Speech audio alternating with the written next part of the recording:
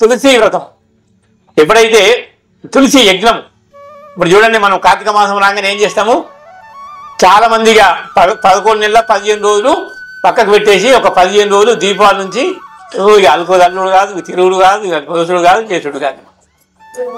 అంటే ప్రతిరోజు తులసి మహారాణి కృష్ణుని యొక్క భక్తురాలు, ఆమె నుంచి మనకు భక్తి వస్తుంది. ప్రతిరోజు ఇంటికాడ మనం ప్రొద్దున మంగళార్తప్పుడు బృందాయై తులసి దివ్యాయై ప్రియాయి కేశవత్యచ కృష్ణభక్తి ప్రదే దేవి సత్యవత్తే నమో నమః. ఎంత మంచి భక్తులు అంటే మనకు విష్ణు ఎప్పుడైతే తులసి మహారాణి ప్రార్థిస్తే మనకు కృష్ణ భక్తి అతి సులభంగా వస్తుంది. ఇంకా చివరిది ఏంది, గోసేవ. చూడు మాకు కలియుగం లోపల ఏ రక్షణ లేకుండా పోయింది. పూర్వము నాకు కొద్దిగా తెలిసినప్పుడు 40 సంవత్సరాల కిందికి పోతే అన్ని ఎడ్ల బండ్ల మీద ఇంటి ముందట ఆవులు కొట్టాల పశువులతోని జీవనం అంతా గడుస్తుండే. ఇప్పుడు ఏమున్నది, కొట్టాల పశువుల బదులు ఏం నడుపుతాడు, కారు, బైకు, ఆ సంపద అంతా తిని పెట్టాల. ఎప్పుడైతే ఇవి నశించిపోయిందో బ్రాహ్మణ రక్ష లేదు, గోరక్షణ లేదు. అందుకే మనకు భగవతి చెప్తుంది, కృషి వాణిజ్య గోరక్ష వైశ్యకర్మ సమాజం. మీ యొక్క మన కర్తవ్యం ఏంటంటే ఆవుల రక్షణ చేయాలా, బ్రాహ్మణుల యొక్క రక్షణ చేయాలని చెప్తుంది. మనం ఆర్థికంగా అన్ని లెంగుతాం, అయ్యో వానవాడిపోతే అర్ధపాశం పోయాలా, యజ్ఞం చేయాలా, అన్ని కొబ్బరికాయలు కొట్టాలా, కపతలు ఆడాలా, ఇవ్వాలను. భగవంతుడు ఏమంటాడు, నామ సంకీర్తన యజ్ఞ సర్వ పాప ప్రణాశనం ప్రణమో దుఃఖ శమనంతం నమామి హరిం పరం. శ్రీకృష్ణ భగవాన్ చెప్తున్నాడు, ఈ 18,000 శ్లోకాలు భాగవతంలో చెప్పిన తర్వాత దీని సారాంశమంతా మొత్తం తీసి ఒకటి చెప్పిందంటే నామ సంకీర్తనాయస్య. ఎందుకంటే కలియుగంలో వేరే మార్గం లేదు, అర్థమవుతుందా? ఇంకా వేరే మార్గం చాలా మంది ఉన్నారు. ఇప్పుడు కొన్ని తపోనిష్టరు, ద్రవ్య యజ్ఞము, తపో యజ్ఞము, జ్ఞాన యజ్ఞము, స్వాధ్యాయ యజ్ఞము, నానా రకాలు ఉంటాయి. కానీ మనం ఉన్నదానికి ఇప్పుడు ప్రదేశంలో కేవలం నామ సంకీర్తన. ఒకసారి నారదుడు అడిగాట భగవంతుడిని, మీరు ఎక్కడ ఉంటారంటే అని చెప్తుండు. శ్రీకృష్ణ భగవానుడికి చెప్తున్నాడు నారదుడికి, నాహం తిష్టంతి వైకుంఠ యోగినా హృదయేషువా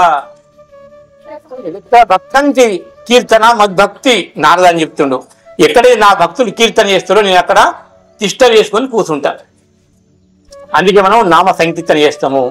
కలియుగంలో చేయవలసింది ఒకటే, ఏమున్నది మనకు, ఈ మార్గం నుంచి బయటపడాలంటే భగవంతుని యొక్క నామము, తర్వాత ఏకాదశి. ఇప్పుడు 5 చెప్పాం కదా కలియుగముల పంచమహాయజ్ఞాలు. ఎక్కడ వచ్చాము, కలియుగములో పంచమహాయజ్ఞాలు. కలియుగములో 5 నిషేధించబడ్డవి.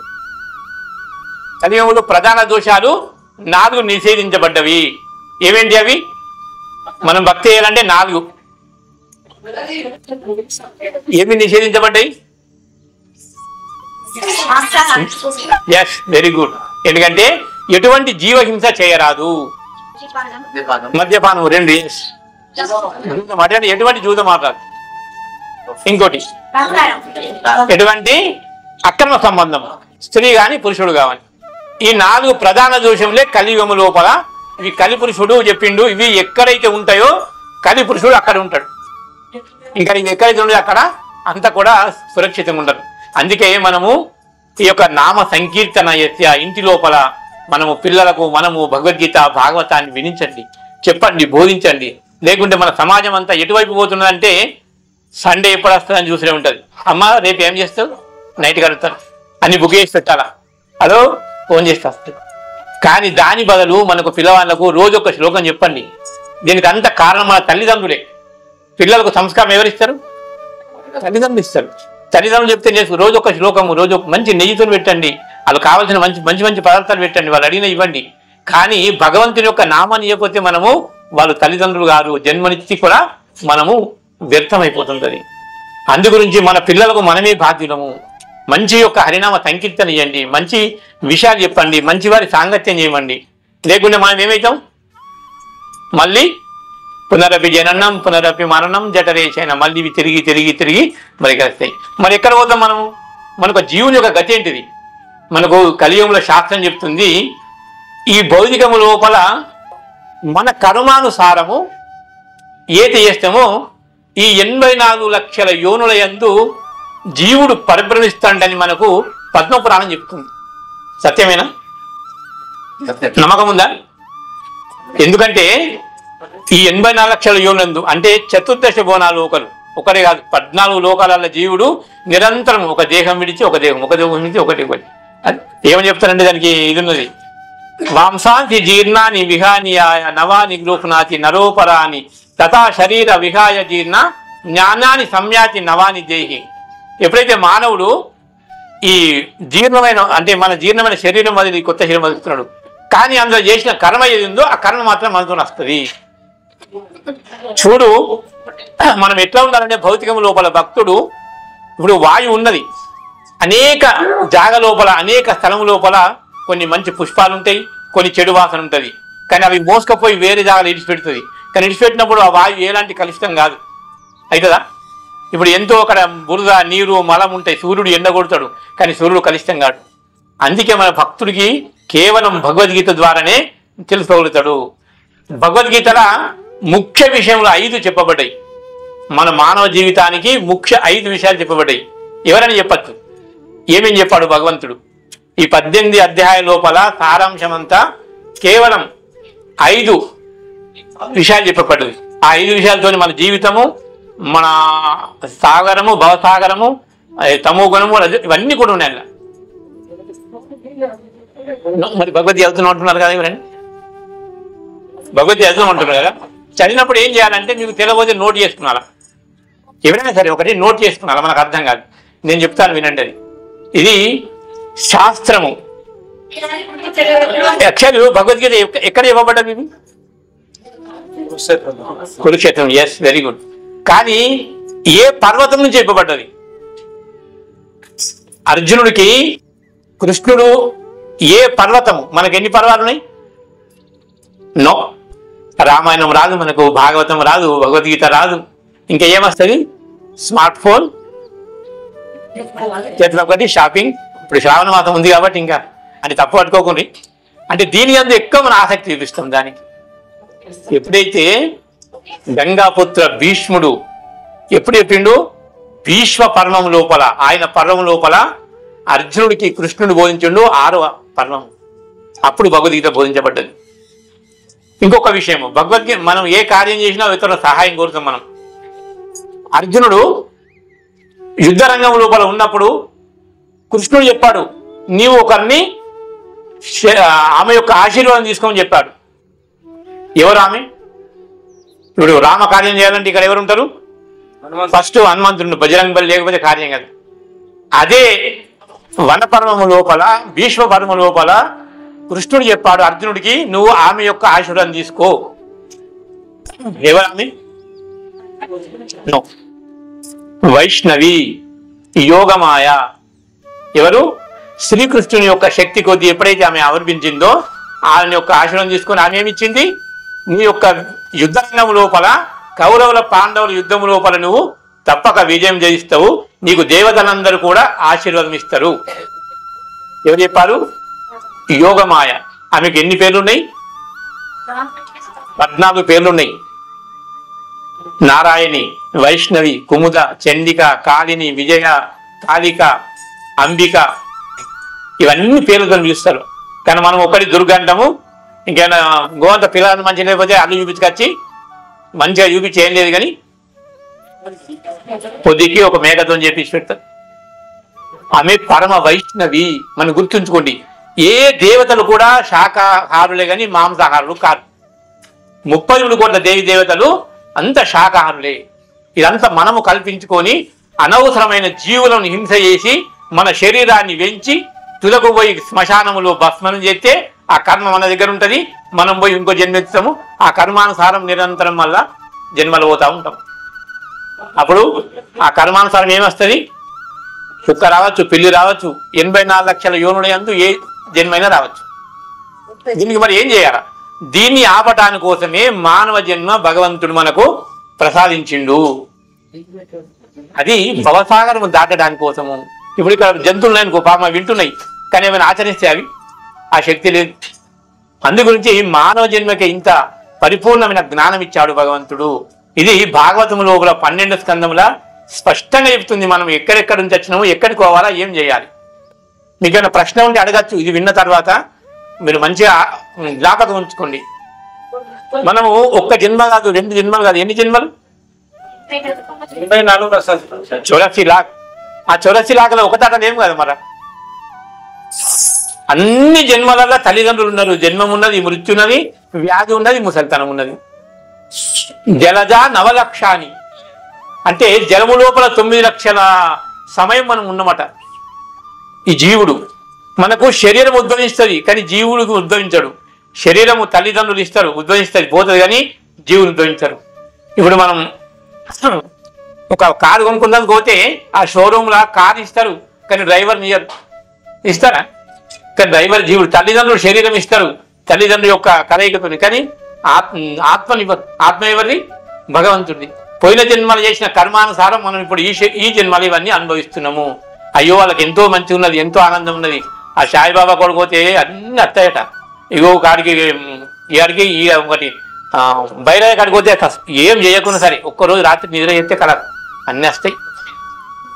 మనకు ఇంత జ్ఞానం ఎట్లంటే ఏమి తెలియదు. గత జన్మలను చేసింది ఉంటే ఆ కర్మానుసారం భగవంతుడు ఈ జన్మలు మనకి చేస్తాడు. లేకుంటే మనం ఈ జన్మలను చేస్తే వచ్చే జన్మ కదా. ఇప్పుడు బ్యాంకులో మనకు పైసలు లేవనుకో, అకౌంట్ కూడా పైసలు ఇవ్వండి ఇస్తారు వాళ్ళు. అదే పో బాబు ఉన్నాడు చక్కర ఏడు ఆయన పైసలు ఉన్నాయి కదా అంటే ఎటువంటి పుణ్యకర్మలు చేయకుండా, ఎటువంటి ఫలితం చేయకుండా మనం భగవంతుడి దగ్గర అడుగుతాం, నాకు ఇది కావాలి, అది కావాలి, ఇది కావాలి. కానీ ఇదంతా కూడా గత జన్మలు. అప్పుడు బ్రహ్మ సమితిలో బ్రహ్మ అంటుండు, యస్వింద్ర గోపమతవింద్ర మహోత్సవ కరుమ బంధానురూప ఫలభాజనమాతనోసి కర్మాని నిర్దతించ భక్తి భాజం గోవిందమాది పురుషం తమహం భజామి. చూడు, కర్మలు ఎవరు విడిచిపెట్టాట? ఆరిద్ర పురుగు నుంచి పడితే ఇంద్ర పదవిలో ఉన్న రాజు వరకు వారి వారి కర్మను అనుభవించవలసిందే, తప్పించుకోవడానికి వీల్లేదు. కానీ ఒకవేళ మేము తప్పించుకోవాలంటే మన చేతిలో 2 ఉండాలి. ఏంది? ఇప్పుడు చెప్పాం కదా, గీత, భాగవతం, ఇవి 2 కరదీపాలు. ఎంత దట్టమైన అడవి, అమావాస్య చీకట్లో కూడా మనం దాటిపోగలుగుతాం. అంటే అది భవసాగరం దాటచ్చు. ఇవి లేకుండా మనం దాటలేము. కానీ దానికి సరి అయినటువంటి యొక్క పరంపర ఉన్న గురువు యొక్క శక్తి కావాలా. మనం అతనికి శరణాగతి చేసి అతని దగ్గర శిక్షణ పొందేటప్పుడు ఈ భవసారం దాటగలుగుతాము. కానీ ఏదంతా చేసడానికి మనకు వీళ్ళు చేస్తాము, కానీ మనం ఊహించుకున్నదే కానీ శాస్త్రంలో లేదు అది. దాని గురించి నేను భగవద్గీతలో ఒక శ్లోకం చెప్పి దీన్ని కొద్దిగా ఒక 10 నిమిషాలు మనం తెలుసుకుందాం. ఎందుకు కలియుగంలో 4 ప్రధాన దోషములు విడిచిపెట్టమంటే, అసలు ఆ ప్రధాన దోషములు విడిచిపెట్టిపోతే మన భక్తికి ఏమాత్రం 0. మొట్టమొదటి భక్తిగా ప్రవేశించాలంటే ఏం చేయాలా? ఎటువంటి హింసను కూడా ముట్టద్దు. ఇది 16వ అధ్యాయంలో 2వ శ్లోకంలో శ్రీకృష్ణ భగవానుడు స్పష్టంగా చెప్తున్నాడు. మీరు భగవద్గీతలో మీరు రాసి పెట్టుకుని చూడండి. 16వ అధ్యాయంలో 2వ శ్లోకంలో హింస చేయచ్చా, చేయరాదా? అహింస సత్యమాక్రోధ త్యాగ శాంతిరపైశునం దయాభూతేశ్వలోలుప్తం హీర్ధవం మార చాప్యలం. అన్ని జీవుల మీద దయ ఉండాల. దయ ఉంటే మనం ఏ ప్రాణిని మనం వధించం. కానీ చాలా మంది అనుకుంటారు పూర్వం నుంచి వస్తుంది ప్రభుజీ, మనం మేమేం చేయాలి, మేము కూడా తల్లిదండ్రులు చేస్తారు అంటే మనకు అర్థం కాక చేస్తాం. ఒక రాజు ఇట్లనే పెళ్లి పోతుండట. పోయేటప్పుడు సైన్యం వాళ్ళందరూ ఉంటే ఒక నల్ల పిల్లి ఆ దారికి అడ్డం వచ్చిందట. చిన్న ఉంది పాపం పిల్లి. అయితే ఏం చేసిండు, అరే ఆ సైనికులు చెప్పిండు ఆ పిల్లిని దొరకబట్టి అక్కడ పక్క కట్టేయని చెప్పిండట. ఇక అప్పటి నుంచి ఆ గ్రామంలో ప్రజలందరూ కూడా ఇక పెళ్లి కాగానే ఒక పిల్లిని తేవాలా, పక్క కట్టేయాలా, పెళ్లి చేయాలి, పిల్లిని తేవాలా, కట్టేయాలా, పెళ్లి చేయాలి. దాని అర్థం అసలు తెలుసుకోలేరు. తర్వాత రాజునైతే చెప్పిండు, అట్లా కాదు, మీకు అంత జ్ఞానం లేదు, కానీ అది చిన్న పిల్ల కాళ్ళ కింద బట్టి చనిపోతా అని దాన్ని పక్కకు కట్టేయమని చెప్పినాం. దాన్ని మనం కూడా అంతే, మా తల్లి చేసింది, మా అక్క చేసింది, నో, శాస్త్రం ఏం చెప్తే ఆ శాస్త్రం చేయాలి. ఆ శాస్త్రం గురించి మనం 16వ అధ్యాయంలో 23వ శ్లోకంలో మనం ఈ యొక్క తెలుసుకుందామని. మనం చేసే భక్తి భగవంతునికి సంబంధం ఉంటుందా, లేకుంటే మన ఇష్టానుసారం చేస్తున్నామా? 16వ అధ్యాయము 24వ శ్లోకము, పేజీ నంబరు 648. తస్మా శాస్త్రం ప్రమాణంతే. నాతో అనండి, చెప్పండి. ఎందుకు చెప్తున్నామంటే మనము కొత్తగా ప్రారంభికున్న భక్తులు ఏది చెయ్యాలా, ఏది తికమక అయిపోతున్నది. ఒక నచ్చి చెప్తాడు, ఒక నచ్చి అది చెప్తాడు, ఒక నచ్చి చెప్తాడు, ఒక ఇది చెప్తాడు. ఏం చేయాలా? మనకు భగవద్గీత అంటే ప్రామాణికమైంది. ఇప్పటికైనా మనం ఎక్కడైనా కోర్టుకి వెళ్తే ఏం పెడతారు కోర్టు లోపల? ఇది మన భారతదేశంలో చట్టాంగంలో భగవద్గీతనే ప్రామాణికమైంది. మనకు కూడా పూర్తి విశ్వాసం ఉందా లేదు మన భగవద్గీత మీద? ఉంది. స్వయంగా భగవంతుడు చెప్పింది.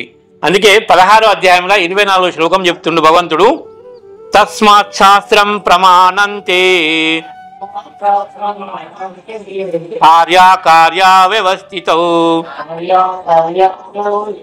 జ్ఞాత్వా శాస్త్ర విధానోక్తం కర్మ కర్తోమిరహసి. తస్మాత్ అందుకే, శాస్త్రం శాస్త్రాల ప్రమాణము తే నీ యొక్క కార్యము అకార్య నిషిద్ధ కర్మలు వ్యవసితౌ నిర్ణయించడములో జ్ఞాత్వ తెలుసుకొని శాస్త్రపు విధానాలను ఉక్తం ప్రకటించినట్లుగా కర్మ కర్తం చేయాలి. ఇహ ఈ ప్రపంచములో అర్హసి నీవు తప్పక. అందుకే మనిషి శాస్త్ర ప్రమాణం ద్వారా ఏది కార్యమో ఏది అకార్యమో తెలుసుకోవాలి. అట్టి విధానాలను అతడు తెలుసుకుని క్రమంగా ఉన్నతిని పొందేలాగున కర్మలు చేయాలి. భగవంతుడి ఇక్కడ స్పష్టంగా చెప్తుండు, ఏది చేయాలా ఏది చేయొద్దు, దేన్ని ఆచరించాలా దేన్ని ఆచరించద్దు. చూద్దాం ఈ శ్లోకంలో ప్రభుపాదించినటువంటి ఒక భాష్యానికి. 15వ అధ్యాయంలో చెప్పినట్లుగా వేదాల సమస్త విధినియాలు శ్రీకృష్ణుని తెలుసుకోవడానికి ఉద్దేశించబడ్డాయి. మనిషి భగవద్గీత ద్వారా శ్రీకృష్ణుని అర్థం చేసుకుని భక్తియుక్త సేవలో నెలకొని కృష్ణ భక్తి భావంలో స్థితిని పొందితే వేదశాస్త్రాలు చెప్పే మహోన్నతమైన జ్ఞాన పూర్ణత స్థితిని చేరుకున్నవాడే అవుతాడు. శ్రీ చైతన్య మహాప్రభు ఈ పద్ధతిని అతి సులభంగా చేశారు. హరే కృష్ణ కృష్ణ కృష్ణ హరే హరే, హరే రామ రామ రామ అని కీర్తిస్తూ భగవత్ సేవలో నెలకొని భగవంతునికి నైవేద్యం పెట్టిన ఆహారాన్ని తినమని ఆయన జనులందరినీ కోరారు. ఈ భక్తి కలాపాలు అన్నింటిలో ప్రత్యక్షంగా పాల్గొనేవాడు వేద శాస్త్రాన్నింటినీ అధ్యయనం చేసిన వానిగా భావించబడతాడు. అంటే అతడు సరియైన నిర్ణయానికి పూర్తిగా వచ్చేశాడు. కానీ కృష్ణ భక్తి భావన లేని వారు, భక్తి యోగంలో నెలకొని వారు, ఆయన సామాన్యులు ఏది కార్యమో ఏది అకార్యమో వేద దేశాల ద్వారా నిర్ణయించాలి. మనిషి ఎటువంటి వాదన లేకుండా తద్రీతిగా వర్తించాలి. ఇదే శాస్త్ర నియమాలు పాటించడమని చెప్పబడుతుంది. బద్ధజీవులో కనిపించే 4 ప్రధానమైన దోషాలు లేనిదే శాస్త్రం. అపూర్ణమైన ఇంద్రియాలు మోసగించే నైజము, పొరపాటు చేసి తీరడము, నిశ్చయ మోహానికి గురి కావడం, అవే దోషాలు. బద్ధ జీవితంలో ఈ ప్రధానమైన 4 దోషాలే విధి నియమాలు తయారు చేయడంలో మనిషిని అనర్హులు చేస్తాయి. అందుకే ఈ దోషాలు అతీతంగా ఉన్నట్టి శాస్త్రంలో వర్ణించబడ్డాయి. విధి నియమాలు సాధు పురుషులు, ఆచార్యులు, మహాత్ములు ఇటువంటి మార్పులు చేర్పు లేకుండా అంగీకరించారు. 15వ అధ్యాయంలో చెప్పన్నట్టు 15వ అధ్యాయం చెప్పింది. 15వ అధ్యాయం యొక్క సారాంశం ఏంది? ఎవరైనా స్వాధ్యాయాలు చేసి నుండి 15వ అధ్యాయం పురుషోత్తమ యోగం వాళ్ళకు గుర్తుంటుంది. చెప్పండి ఎవరైనా సార్, 15వ అధ్యాయం యొక్క సారాంశం ఏంది? ఇక్కడ భగవంతుడు చెప్తున్నాడు,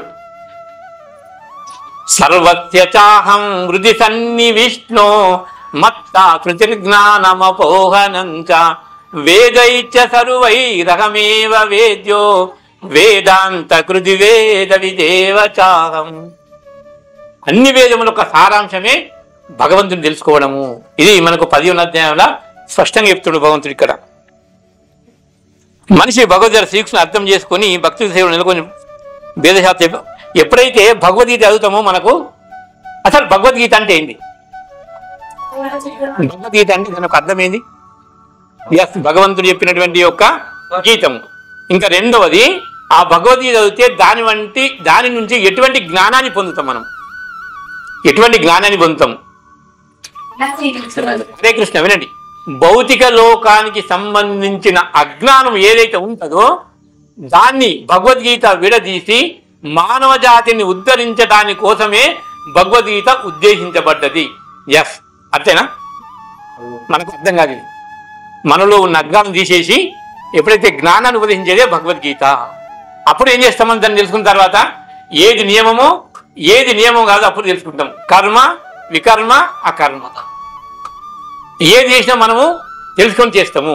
లేకుంటే తెలకుండా ఏది చేసినా కానీ అది మనకు సంబంధం కాదు కర్మని శాస్త్రం చెప్తుంది. ఇక్కడ చెప్తుండు భక్తియుక్త సేవలో నెలకొని కృష్ణ భక్తి భావన స్థితిని పొందితే వేద శాస్త్రాలు చెప్పి మహోన్నత జ్ఞానపూర్ణి చేరుకున్న వాడే అవుతాడు. భక్తియుక్త సేవ భగవంతుడు కర్మతోని నాకు సాధ్యం కాదు, జ్ఞానంతో కాదు, కేవలము భక్తామభిజానాతి 18వ అధ్యాయం చెప్తుండే భగవంతుడు భక్తామభిజానాతి, భక్తియుక్త సేవలు నేను మీకు లభ్యమైతా, లేకుంటే కాను.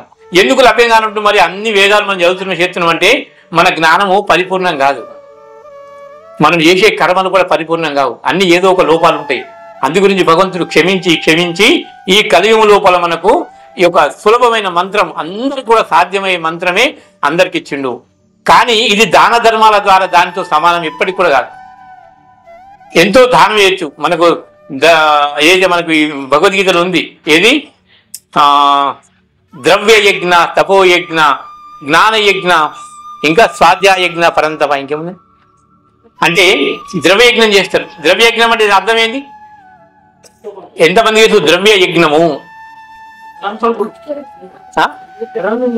ధనం కూడుకున్నది. ఎవరైతే ద్రవ్య యజ్ఞం ఎట్లా చేస్తారంటే, ఇప్పుడు చాలా ధనం ఉందనుకో, చాలా మంది ఏం చేస్తారంటే పూర్వము ఆ రహదారుల యందు ధర్మశాలలు, ఆర్థికంగా ఉన్న వారికి ప్రసాదము, భోజనశాలలు, ఎప్పుడైతే ఇంకా దీనికి ఇస్తారు, ఏదైతే భగవంతుని కార్యాలు చేసే వారికి ధనము సహాయం చేయడము, ఇది ధర్మయజ్ఞం అంటారు దాన్ని. కానీ కొద్దిగా వాళ్ళకు లాభం వస్తుంది, రానట్టు కాదు. ఎప్పుడైతే ఆ డబ్బును ద్రవ్యయజ్ఞం వెళ్తుంది కాబట్టి ధనం వస్తుంది. ఎన్ని రోజులు వస్తుంది అది? ఇది మనకు 9వ అధ్యాయంలో బహుశా ఈ శ్లోకం ఉన్నది. ఈ ద్రవ్యం ఎప్పుడైతే పంచి పెడతాడో దాని యొక్క ఫలితం పొందాలంటే కొన్ని వేల సంవత్సరాలు ఎక్కడ ఉండాలా? వైకుంఠంలో ఉండాలి. కానీ మళ్ళీ అయిపోయినాక ఏం చేస్తారు? మళ్ళీ డబ్బుక్కన వినే పుణ్యే మత్యలోకం విశంతి ఏవం త్రై ధర్మం ప్రపన్న గతం గతం కామ కామలబంతే. మనం చేసిన పుణ్యం అయిపోగానే మళ్ళా తపక్కన మళ్ళా మృత్యులోకం వల్ల మళ్ళా జన్మ వస్తుందట. అది మంచిదే, భగవంతుడి సోంపెట్టినావు, కానీ హరినామంతో సమానంగా అని చెప్తుండు. తపోయజ్ఞం అంటే ఏంది? వాళ్ళు ఇప్పుడు చాతుర్మాసం ఉన్నది, 4 నెలలు చాలా నియమాలు కఠినంగా వ్రతం చేసి భగవంతుని ఆచరణ చేసి ఉంటారు. ఇది తపోయజ్ఞము. ఇంకా వాళ్ళు జీవితాంతము శపథం చేస్తారు, భగవంతుని నామం చేస్తారు, ప్రచారం చేస్తారు, హరినామ సంకీర్తన ప్రచారం చేస్తారు, భగవంతుని శాస్త్రం అధ్యయనం చేస్తారు. ఇది తపోయజ్ఞం అంటారు. ఇంకా స్వాధ్యాయజ్ఞ, జ్ఞానయజ్ఞ. జ్ఞానయజ్ఞ అంటే ఏది? అన్నిటికంటే శ్రేష్టమైంది జ్ఞానయజ్ఞ ఏదో దాన్ని తెలుసుకుంటాడు. చతుర్విధ భజంతే మాం జన సుకృతో నార్జున ఆప్తో జిజ్ఞాసురాప్తాతి జ్ఞానీచ పరతర్షభ. 4 రకాల భక్తులు అని చెప్తున్న భగవంతుడు. అందుకే మా ప్రభువా చెప్పాడు, కలకత్తాలో ఉన్నప్పుడు ప్రసాదము ఏది కూడా ఉపాసం ఉండద్దట. రాత్రికి ఇట్లా అన్ని 1970 మేము అప్పుడు ఇంకా లేము, అప్పుడు ఆ రాత్రి పూట అన్ని చాలా ఆహారం కోసము గూసులాడుతున్నాయట. అప్పటి నుంచి అక్కడ ఏ జీవి ఉపాసన అని చెప్పి ప్రతి ఒక్కరికి అక్కడ కలకత్తా ప్రసాదం ఎప్పుడు డిస్ట్రిబ్యూట్ చేస్తూ ఉంటారు, ఎప్పుడు చెప్తారు, ఒక్కసారి కూడా బంద్ చేయలేదు. జ్ఞానయజ్ఞం అంటే 4 రకాల భక్తులని చెప్తున్నారు. చతుర్విధ భజంతే మాం జన సుకృతో అర్జున ఆర్తో జిజ్ఞాసురార్థాతి జ్ఞానీచ భరతర్షభ. ఎందుకు చెప్తున్నామంటే, ఒకళ్ళు ధనం గురించి భగవంతుడికి వస్తాడు, ఒకళ్ళు ఆర్థికంగా నేను నాకు డబ్బుగానే వస్తాడు, ఒకళ్ళు ఏదంటే నేను ఆరోగ్యం మంచిగా వస్తాడు, ఒకళ్ళు ఏం చేస్తారు జ్ఞాపకం అంటే భగవంతుడు తెలుసుకోవడానికి వస్తాడు. వీళ్ళందరూ నా భక్తులే, కానీ అందరి లోపల ఎవరు మంచి భక్తుడు? జ్ఞానీచ భరతర్షభ. చూడు, మనం ఇవన్నీ కూడా మంచి భౌతికంలో చెడని కాదు, కానీ నిన్ను ఉద్ధరించేది జ్ఞానము. అందు గురించి ఏది మంచిదో ఏది చెడ్డదో మనం నిర్ణయం చేసుకోవాలి. చైతన్య మహాప్రభు హరే కృష్ణ కృష్ణ కృష్ణ హరే రామ్ రామ్ రామ్ హరి అంటే ఇది ధనముతో సమానం కాదు. మహామంత్రం ఎట్లా కాదు? ఈ మహామంత్రం ధనంతో సమానం నేను అంటున్నా, ఎట్లా కాదు. దానికి చైతన్య మహాప్రభు చెప్తాడు, గోకోటి దాన గ్రహణేక గత్య ప్రయాగ గంగా కల్పోదక వాస సుమేరు ఏదైతే యజ్ఞము లోపల సుమేరు యజ్ఞం గోకోటి దాన ప్రగణి ఏదైతే మనకి చెప్తుండు, ఇది ధర్మము ఈ నామంతో సమానం కాదు. గోకోటి దాన అంటే ఎప్పుడైతే గ్రహణ సమయం లోపల 1,000 ఆవులను దానం ఇచ్చిన ప్రయాగ గంగా కల్పోదక వాస అంటే 4 యుగాలు కలిస్తే ఒక కల్పం అవుతుంది. మనకు ప్రయాగ ఏదైతే ఇప్పుడు అయోధ్య ఉన్నది ప్రయాగ, ఆ ప్రయాగ గంగ కాడ కల్పవాసము నివాసం చేసిన యజ్ఞాయుతం మేరు సువర్ణ దానం, యజ్ఞం లోపల సుమేరు పర్వతం అంత బంగారము దానం ఇచ్చిన. ఆ సుమేరు పర్వతం ఎంత ఉంటుందంటే 84 యోజనాలు ఎత్తుంటది. ఒక్క యోజనం 8 కిలోమీటర్లు. దాని వెడల్పు 34 యోజనాల వెడల్పు, దాని లోతు 16 యోజనాల లోతు. అటువంటి బంగారము దానం ఇచ్చిన గోవింద కీర్తేరన సమం శతాసు. గోవిందుని కీర్తనం లోపల 100% కూడా కాదట. ఇప్పుడు మనం నిర్ణయించండి, కోటి ఆవులిస్తే ఎంత మనకు పుణ్యం వస్తుంది? అసలు ఎన్ని జన్మలకు తరిగిపోతుంది. అటువంటి చేసినప్పటికైనా ఈ హరినామంతో సమానం రాదంటుండు. అందుకే మానవుల మేలు గురించి శ్రీమద్ భాగవతము ఎప్పుడైతే వ్యాస భగవానుడు కలి ప్రవేశించక ముందే ద్వాపార అంతిమ లోపల సూత గోస్వామి వీళ్ళందరూ కూర్చుండి ఈ కలియుగ మానవులకు దేనితోనైతే సులభంగా ఈ భవసాగరము కలిగించి బయటపడతారో వాళ్ళ గురించి ఇచ్చాడు. అదొక హరికృష్ణ మంత్రం శ్రీమద్ భాగవతునిది. కలరి దోష నిధన్ రాజన్ అస్థినేకో మహాగుణ కీర్తనాదేవ కృష్ణస్య ముక్త సంగా పరం వ్రజేత్. మనం చూడండి, కలియుగం లోపల ఏది కూడా మంచిది లేదట, అన్ని దోషంతోనే కూడుకున్నాయి. కానీ అన్నిటి లోపల ఉన్నది శిల ప్రభువా చెప్తున్నాడు, ఒకటే మహాగుణం ఏదంటే కీర్తనాదేవ కృష్ణస్య ముక్త సంగ పరం వ్రజేత్. మనకేం కావాలా? ఇక్కడ నుంచి మనకు భగవద్ధాం వెళ్ళాలంటే మనకు కావాల్సింది భక్తి. అప్పుడు దీంట్లో మనం సులభంగా వెళ్ళిపోవచ్చు. కానీ మనకి ఎట్లుంటుంది? ఇంద్రియాలకు ఏది సులభంగా వస్తుందో దాన్ని చేద్దాం. ఎందుకంటే ఇవన్నీ మనం ఆచరించడు కాదు, పని పోతుంది, అవి పోతాయి, మన పాట పోతుంది, అవన్నీ మనతో కాదు. ఇంకా మనకు సమయం ఉన్నది, ఇప్పుడే వృద్ధాప్యం రాలేదు, అదేదో పెద్ద మనుషులు అయినా వాళ్ళకి చెప్తాం. కానీ మృతి ఏం చెప్తుంది మనకు? దుర్లభో మనుషో దేహో దేహినాం క్షణభంగురం తత్రాపి దుర్లభం మన్యే వైకుంఠం ప్రియదర్శనం. అరే నాయన, నువ్వు నిద్రించుతున్న జినుక అది ఏ క్షణముల పులి తినిపోతుందో దానికి తెలియదు. అదే విధముగా నీరు మీద ఉన్న బుడుగా ఎప్పుడు వలిపోతూ తెలియదు. అందుకే మనం ఏ క్షణముల ఇప్పుడు ఇక్కడ ఉన్నాం, 2 నిమిషాలు పోవచ్చు మనం, లేదా 100 సంవత్సరం ఉండొచ్చు, దీనికి గ్యారంటీ లేదు. ఆ పోయే ముందు ఏం చేయాలి? మనం మృత్యును జయించాలి. భగవంతుడు అంటుడు, మృత్యు సర్వత్ర ముద్దవచ్చ భవిష్యతాం. ఎవరైతే మృత్యు, నేను వస్తాను కాలరూపంలో వచ్చినప్పుడు మృత్యు జయించాలి. జయించాలంటే ఏం కావాలి మనకు? సాధన. ప్రతిరోజు హరినామం చేయాలి. కానీ ఎవరి ద్వారా చేయాలి? మనం గురు పరంపరగా ప్రామాణికమైన గురువు ఎవరైతే ఉంటారో వారి దగ్గరికి వెళ్ళాక మనం నేర్చుకున్నాల. ఆ శ్లోకం మనకు భగవద్గీతల బహుశా 4వ అధ్యాయంలో 30 శ్లోకంలో ఉండొచ్చు. ప్రభు అది తద్విద్ది తద్విద్ది ప్రణిప్రాతేన పరిప్రశ్నేన సేవయ ఉపధ్యక్షంతి తే జ్ఞానం జ్ఞానిన తత్వదర్శిన. ఏది చేసినా మనం తెలుసుకొని చేయమంటుండే శాస్త్రము. మనం గుడ్డిగా ఏది నమ్మము. ఇప్పుడు దారుణ వచ్చినప్పుడు మీ తండ్రి మీ తల్లి అంటే నమ్ముతాం, మనం నమ్మము. మన తల్లి చెప్తే మీరు తల్లి, అది మా తండ్రి అంటే అప్పుడు నమ్ముతాం, ఎవరు నమ్మం. అందు గురించి శాస్త్రంలో ఉన్నదే మనం ఆచరించాలా. లేకుంటే ఎంతమంది చెప్పిన ఇవన్నీ కూడా మెజారిటీకో, లేకుంటే వాళ్ళ ధనముకో, లేకుంటే వాళ్ళ కీర్తికో, నో. ఇక్కడ కేవలం శాస్త్రము. దీని మీద మనకు విశ్వాసం ఉంచి మనం ఏదైతే భక్తి చేస్తామో అంతిమ లోపల భగవంతుడు చెప్తుండు, నేను తీసుకుపోతా. ఏ శ్లోకం అది? భగవంతుడు 8వ అధ్యాయం చెప్తున్నా, అంతిమ లోపల నేను తీసుకుపోతా నిన్ను, నాకు నా స్మరణ చేస్తే. ఇంకంతకని ఏం కావాలి మనకు? కానీ ఇప్పటికైనా మనకు సమయం ఉంది. ప్రతిరోజు మీరు ఎంత చేయవలసిన ఏం పని లేదు, ఏ పని మానవలసిన అవసరం లేదు, ఎక్కడో అడవిలోకి పోయి తపస్సు అవసరం లేదు, ఏ డబ్బు పెట్టి సర్టిఫికేట్ తెచ్చిన అవసరం లేదు. మనకు కేవలం హరే కృష్ణ మహామంత్రం ఒక జపమాల ఉంటుంది, దాంతో జపం చేయండి. ఎవరైనా చదువు వాళ్ళు ఉంటే ప్రతిరోజు ప్రొద్దున ఒక శ్లోకం చదువుకోండి, ప్రొద్దున సాయంత్రం.